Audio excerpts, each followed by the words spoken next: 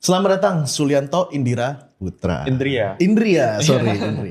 Oke, kita akan ngomongin jadi 2 sesi. Yang pertama kita akan masuk detail dulu tentang trading. Harapannya dari trading ini buat orang-orang yang nonton, anak kripto atau anak forex, jadi bisa tahu perjalanan menuju ke versi terbaik tradingnya mereka. Karena gue percaya bahwa kamu pun mencari dulu kan, sampai akhirnya oh ya udah style aku seperti ini, gitu kan. Yang kedua baru ngomongin tentang sulinya. Oke. Dan gue nggak akan bertanya hal-hal yang sudah ditanyakan podcast lain. Karena mostly yang gue tanya ya perjalanan Suli kenal kripto dari mana dan lain-lain.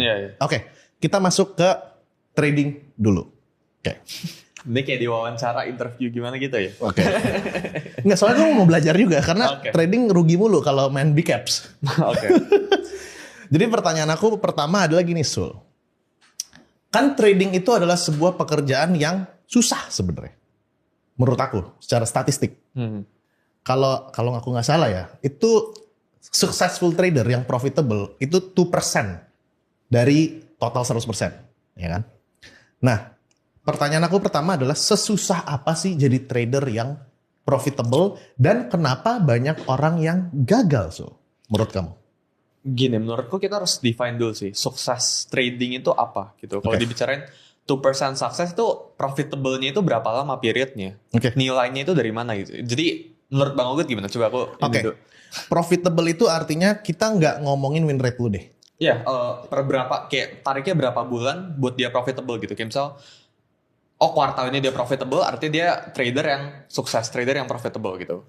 Dia setahun trading ini profit, artinya bisa gitu. Atau ada beberapa orang yang bilang, 10 kali trading, 10 yang menang, ini profit kan setiap orang beda. Ini kalau versiku ya, karena aku bukan trader jago, ya kan? Aku jatuhnya trencher lah.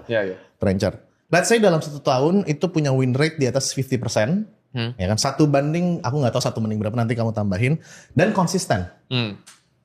Pasti ada rugi lah, karena kan rugi kan itu trading, ya semua orang pasti rugi.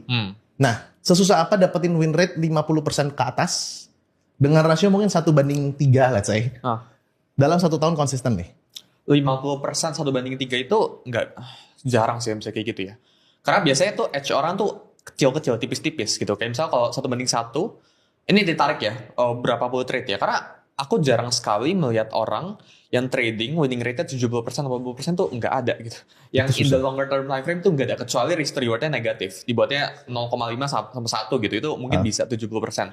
Jadi risk to reward sama winning rate itu selalu berbanding gitu. Kalau kita pengen punya winning rate yang tinggi, 80% gitu, risk to reward-nya pasti mengecil. Itu udah hukum alam lah gitu. Tapi kalau risk to reward-nya pengennya besar, misal 1/3 tadi itu, ya nggak bisa besar juga winning rate-nya gitu. Jadi itu hal yang berbanding lurus sih, dan nggak ada rumus pastinya gitu. Jadi kalau buat yang pemula, buat orang-orang yang baru mulai trading, cocoknya kayak gimana, itu dari setiap masing-masing gitu. Jadi ada yang emang preferensinya winning rate-nya harus tinggi gitu. Ada yang memang harus 60%-an, 70%-an gitu. Itu 1/1 itu udah bagus banget hitungannya. Karena aku rekomen buat teman-teman yang baru pemula itu ngambil yang risk reward-nya pendek aja. Karena kalau ngambil yang risk reward-nya jelek, itu mereka akan merasa winning rate-nya kan pasti turun. Kayak tadi kan, hukumnya kayak gitu. Ketika winning rate-nya turun, mereka merasa, atau orang-orang merasa kalau, ini trading tetap susah banget. Jadi lebih rekomen buat teman-teman itu ngambil yang winning rate-nya tinggi buat awal-awal, buat pemula sih gitu. Berarti kalau dari kata-katamu adalah, kalau mau win rate-nya tinggi, itu berarti rasionya itu harus agak digedein. Win rate-nya pendekin. Kalau misalnya win rate-nya kecil tapi lu sekali dapat gede, itu rasionya panjangin nggak apa-apa, kayak gitu ya. Nah, buat yang pemula tuh cocoknya yang pertama. Jadi cocoknya tuh udah risk reward-nya nggak usah yang tinggi-tinggi, tapi yang penting winning rate-nya tuh tinggi gitu. Jadi orang terbiasa dulu sama trading gitu. Karena kalau belum apa-apa dari 10 trade misal baru pemula gitu, diajarinnya ini winning rate-nya 50%, risk reward-nya misal tadi 1/3 gitu. Ini orang tuh win loss win itu nggak bisa gitu. Orang tuh harus lebih sering merasakan menang buat awal-awal, itu yang aku rekomend sih. Aku mau nanya langsung agak detail. Let's say untuk setup buat yang mau coba trading ya. Win rate di 1 banding berapa? Kasih persentasenya juga untuk masing-masing market deh. Let's say kita ngomongin ada forex, ada komoditi ya. Komoditi, ada stock market US, stock market Indo dan lain-lain. Kalau Suli, misalnya aku belajar dari kamu nih. Bang Ogut, lu setting win rate rasio segini dulu aja deh. Risk to reward segini. Itu gimana, So? Again, setiap orang beda-beda ya. Cuma ini kalau personal experience. Kalau tadi ngomongin US equity stocks gitu sama saham Indo, aku nggak ada exploration ke arah sana. Cuma kalau bicarain forex, commodities itu nggak usah ngambil risk to reward yang terlalu tinggi. 1:1,5 itu possible sih, dengan kurang lebih 55-60% itu expected value itu udah positif, udah bagus banget gitu. Tinggal dicari edge-nya, tinggal dicari gimana caranya gitu.